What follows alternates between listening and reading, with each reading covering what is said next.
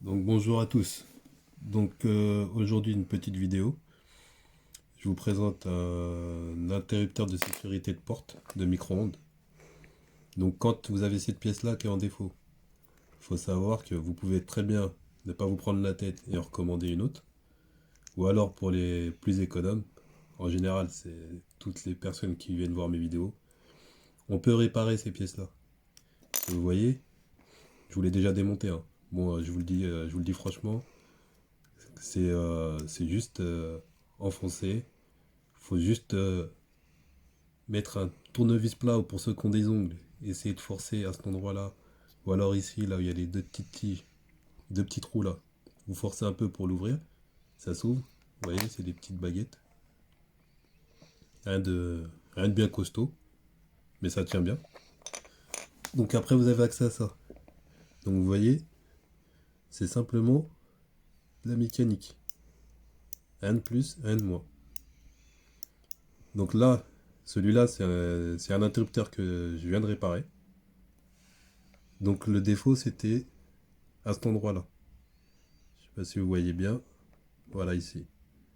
En fait là, vous voyez, quand l'interrupteur fonctionne, le contact se fait sur l'autre tige, sur l'autre cosse. Sauf que moi, lorsqu'il était en défaut, la cosse, cette patte-là, là, elle restait ici, elle restait en haut. Donc le bouton, il cliquait plus. Et quand c'est comme ça, je vais vous montrer au multimètre.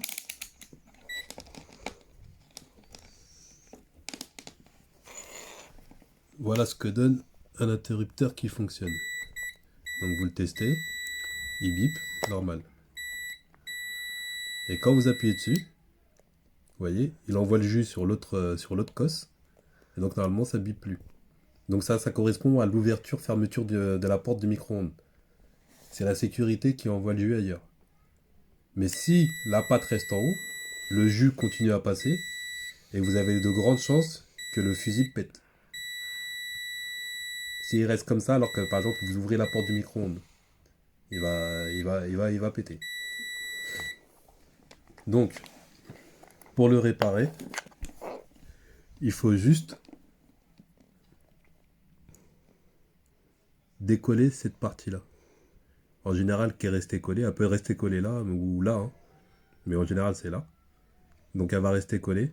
Donc il faut juste forcer un peu pour le décoller. Ou alors pour les amateurs de puzzle, vous pouvez retirer toutes ces pièces.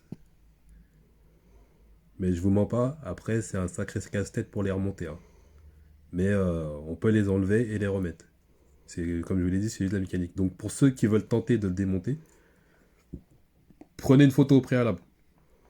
Prenez même plusieurs photos pour voir comment c'est fait à l'intérieur sous différents angles. Pour voir comment tout est positionné.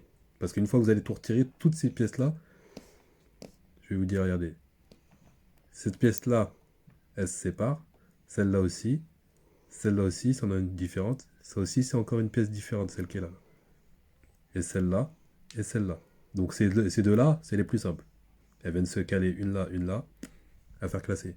Mais c'est plus ici que ça va être compliqué. Mais c'est pas très difficile, hein. Faut juste repérer certaines choses et ça sera tout seul. Et le fameux bouton qui se met là. Et là, vous retrouvez un bouton fonctionnel. Il est reparti. Donc voilà, donc si vous avez aimé la vidéo, bah, n'oubliez pas de liker et de vous abonner à la chaîne pour d'autres vidéos.